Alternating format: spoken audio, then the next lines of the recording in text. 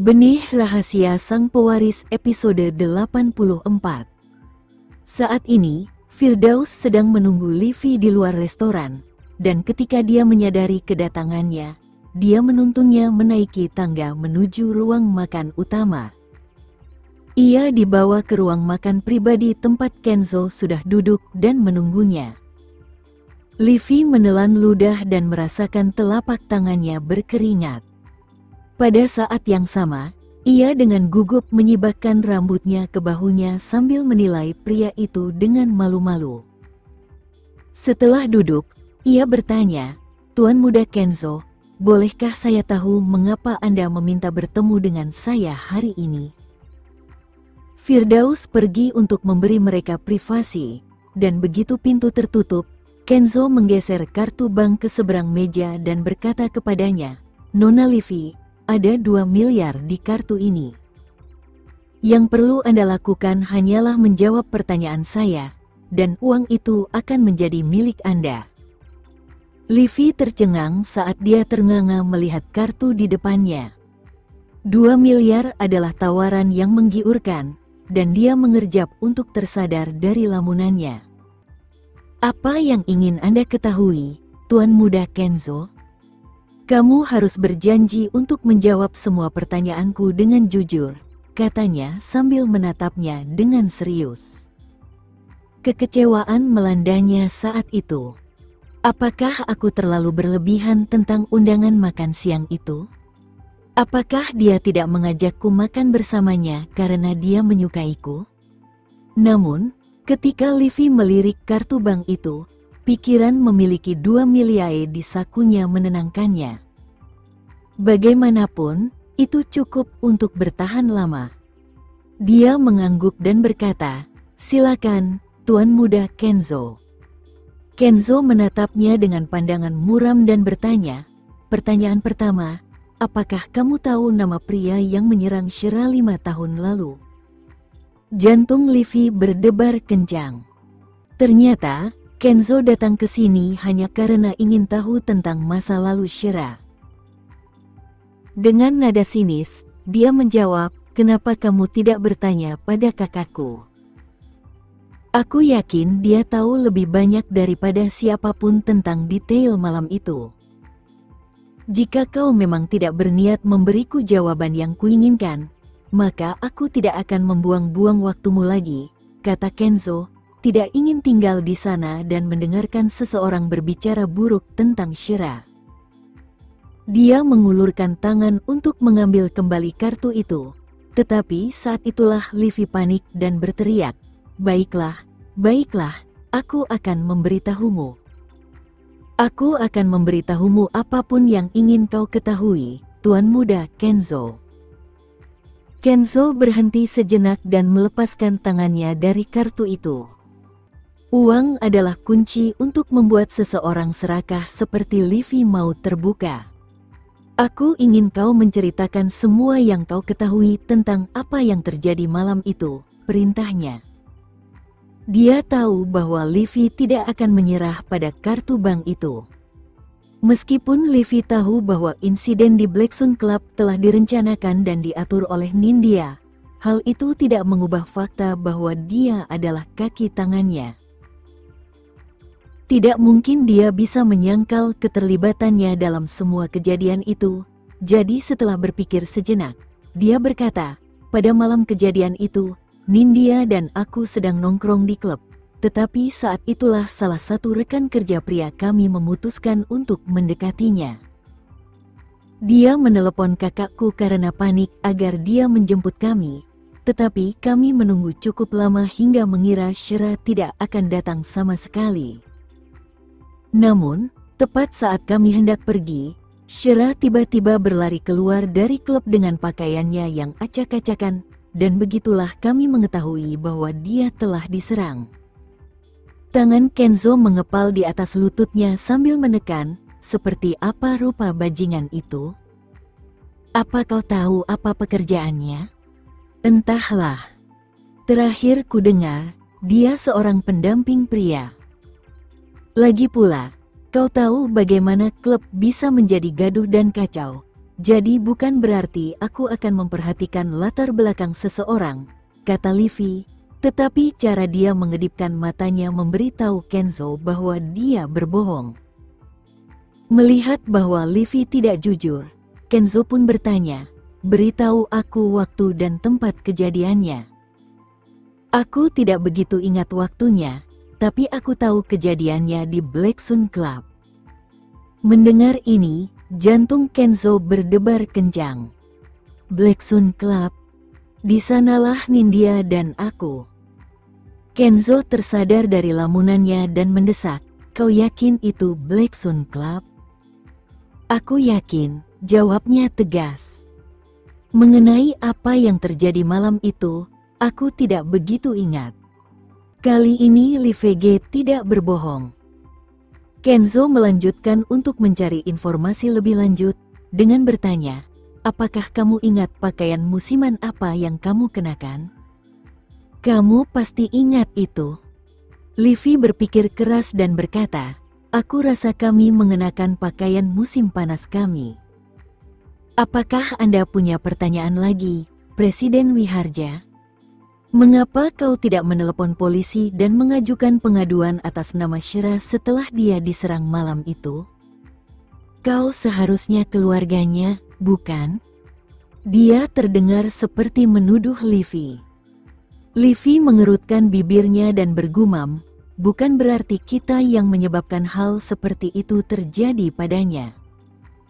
Lagi pula, dia kebetulan bertemu kita saat meninggalkan klub, dan dia langsung menyalahkan kita meskipun kita tidak bersalah. Kisahnya selaras dengan kisah Nindya.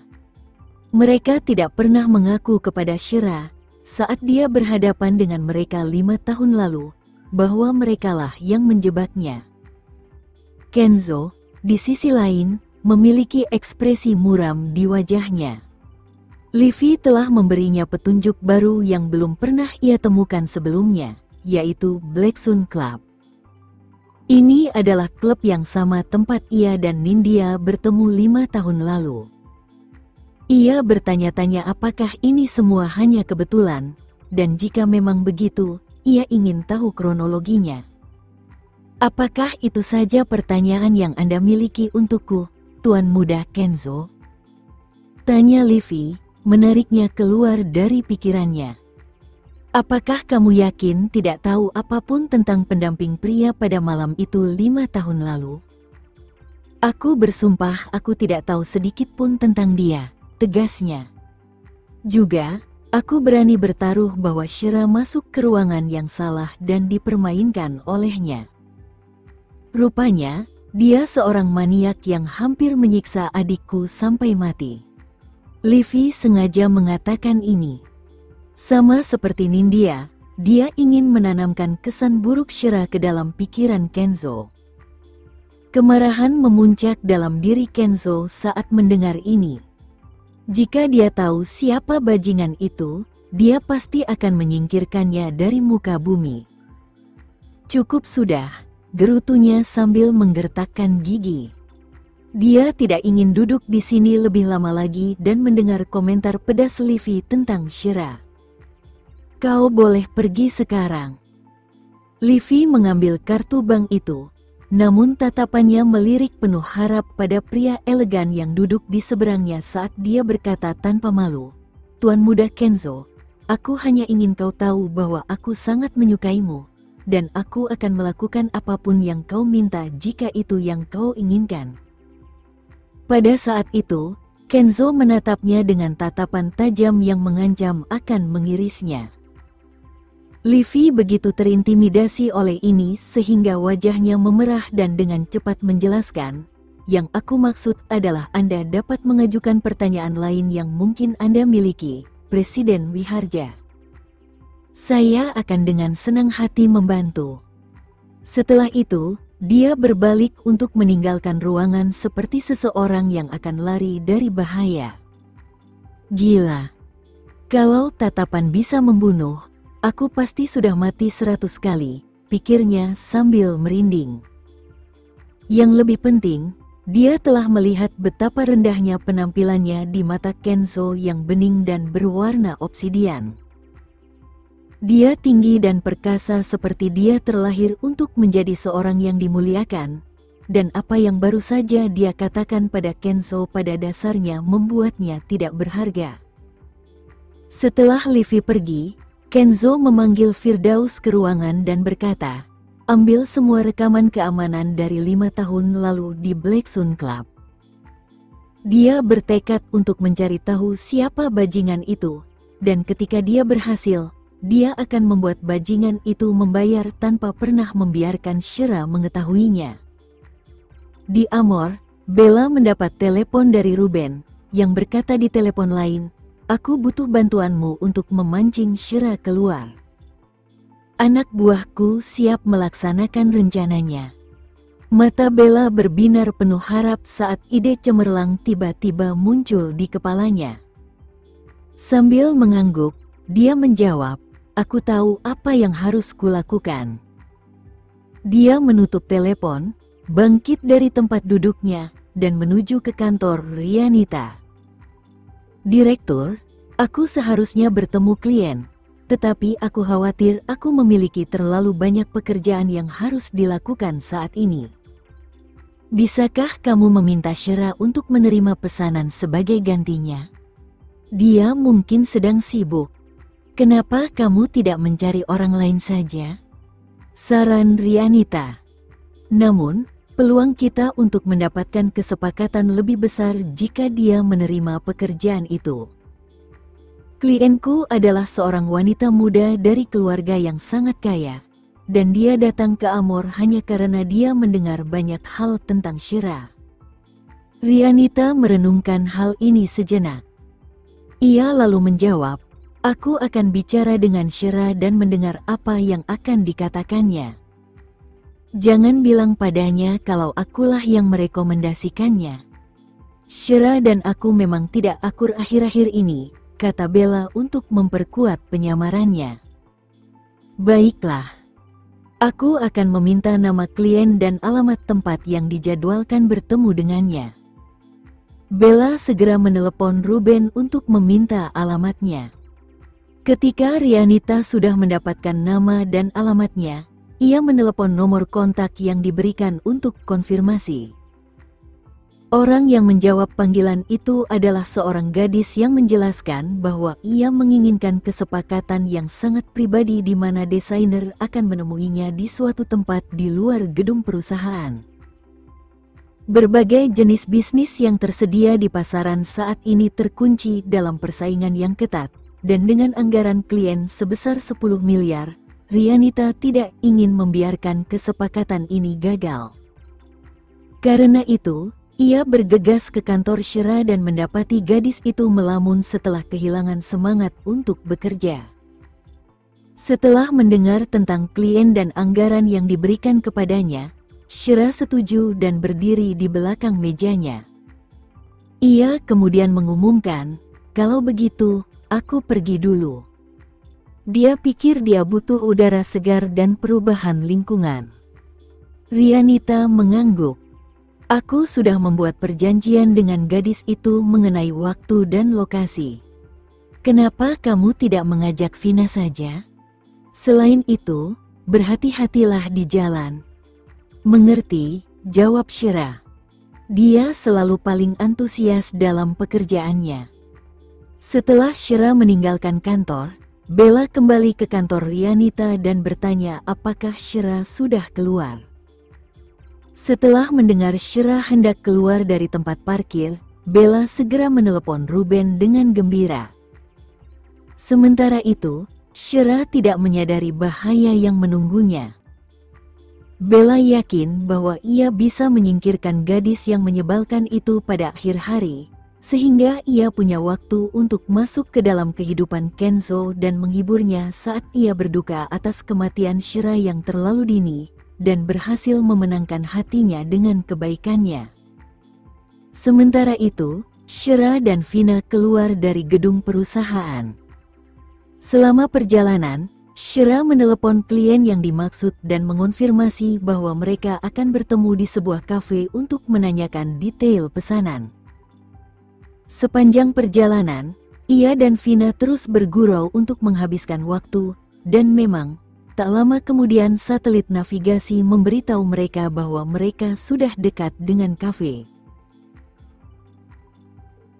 Shira memarkir mobilnya di area sebelah kafe.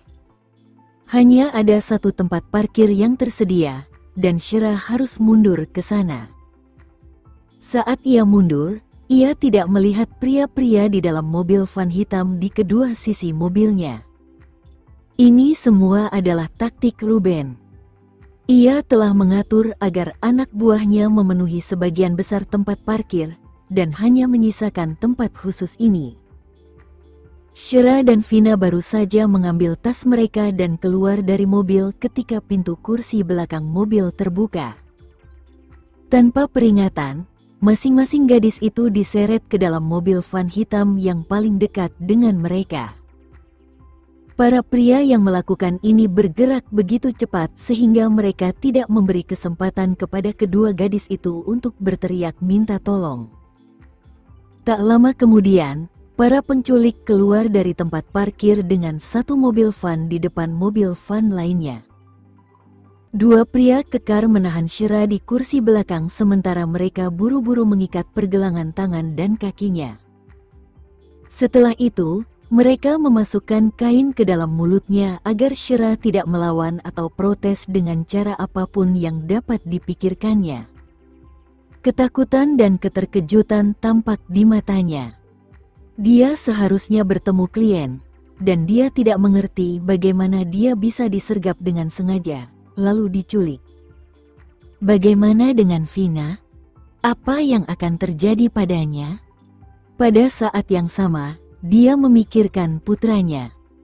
Jika sesuatu terjadi padaku, siapa yang akan mengurus Leon?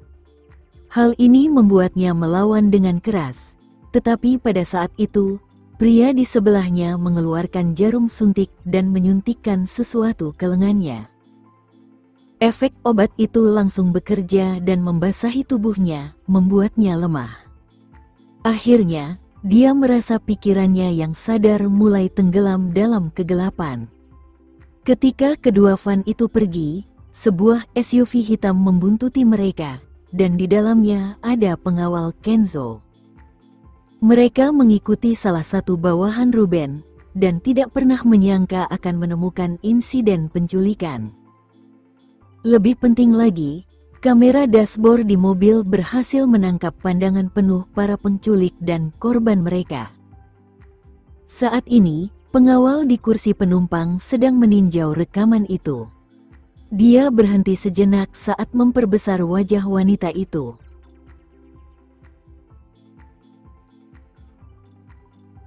Sekian dulu ya video kali ini, kita lanjutkan lagi videonya di lain waktu.